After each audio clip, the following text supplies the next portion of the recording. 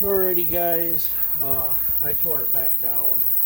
Went out and did some test cuts. Not with the greatest chain. I'll throw a couple clips somewhere in here. I think I got 3 clips.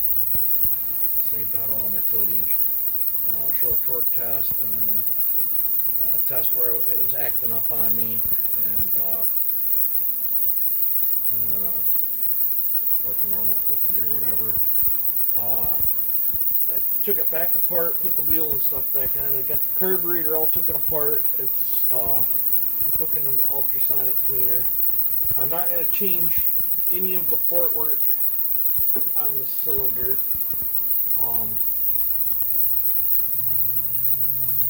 I see a couple spots. I don't know if it's going to pick up on. I see a spot right here where, as far as I can tell, because I never touched the bottom of the exhaust port, but as far as I can tell, maybe I should have chamfered the bottom of that exhaust port just a little bit more there. But all I'm going to do is chamfer the exhaust port a little bit harder, and then I've got the piston marked out with Sharpie on where I'm gonna take the timing out of the. I'm gonna add. Well, I'm adding 6 degrees, but it's 12 degrees total from where it was. I don't know when my stock piston is, but just the way it was feeling, it acted. It gave me really good torque with that real low intake, but I did not like the mid and high on it. Like it probably would have been a great work saw, but that's not what I was after. So I thought, as easy as this, take apart, I'd try it. Ideally, I would have liked to fold it on the dyno and then change the timing up so we could see exactly what's doing, but this afternoon Joe had things going on, and then he's got a bunch going on tomorrow, and I'm impatient and decided to just take the darn thing apart and tweak on it some more. I think my hand dyno's got a pretty good feel, so it was miles ahead of a stock 4910, but I honestly don't think it was any better than that first one I built, so want to tweak a few things up. And yeah, had good wash pattern, already wiped the wash pattern off. The thing, I don't know if this coil's acting up. I'd have been cutting with it, and it's like all of a sudden you just wham, nailed the kill switch, and then it wouldn't start back up. You pull the choke, it wouldn't start up. Have it on high, it wouldn't start. Let it sit for 30 seconds, you give it a yank, and then the thing would start back up and run again. It was weird, but Canton's the FCO expert, and I gave him the numbers off this plug, and he said that wasn't the right spark plug. So I went down and bought a proper bought the one that's supposed to be in it. If it still keeps doing that, I'm pretty sure it wasn't the carb was acting up for sure. This diaphragm, I ordered a carb kit. I'm probably not gonna. I don't know if you can. It's soft, but it's all stretched out to whack.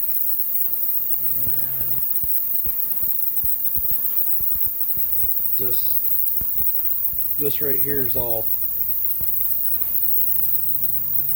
stretched out real bad, so it needs a kit. But I thought while I was at it, I'd go ahead and ultrasonic the crap out of it.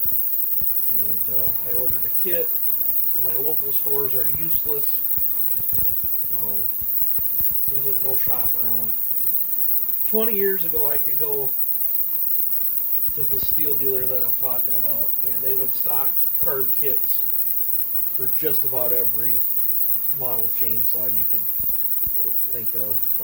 They don't even, because I would have stole the diaphragms out of I think it's the same diaphragms that's in like a 029 or something, or Echo 590. I'm pretty sure it's the same diaphragms.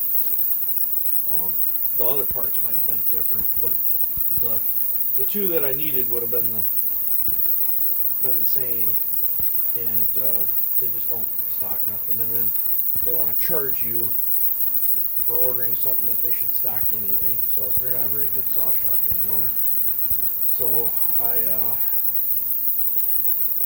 looked on eBay. I did pull a little bit of gunk. It's got a fiber filter in it. I gotta clean this up, but I do have a brand new filter here, so I'm gonna be putting a new fuel filter in with a carb kit and tweaking the timing some.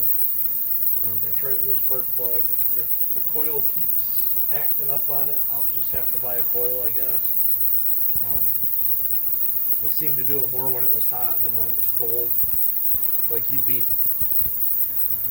going right down through a cut and like, bam, like you just nailed the kill switch. Or it'd be, you come out of a cut and you go to dig the screwdriver out of your pocket because you want to make an adjustment, and then the thing is just like bam, like somebody just nailed the kill switch. I checked, I don't see any wires rubbing or any of that kind of stuff. I checked the switch with the continuity tester. It seems to be good, but it doesn't mean something's not rattling around in there. Might be a kill switch too, but I suspect my coil's getting hot and breaking down is what I'm thinking. But it might have been working too hard with the wrong spark plug in it or something too. So, yep. So, yeah, I'll add them clips in there. You guys can let me know what you think. But I'll be going back into it, and depending on how this time around it might be going into it again too. I don't know. I decided to take it out of the piston though, because that way, if this does not work out, all I gotta do is buy another piston. I don't have to buy another cylinder. So then I don't have to spend all that time porting another cylinder. A lot easier to manipulate your piston. So I'm going to call this a video right here. You guys take it easy and have a good one.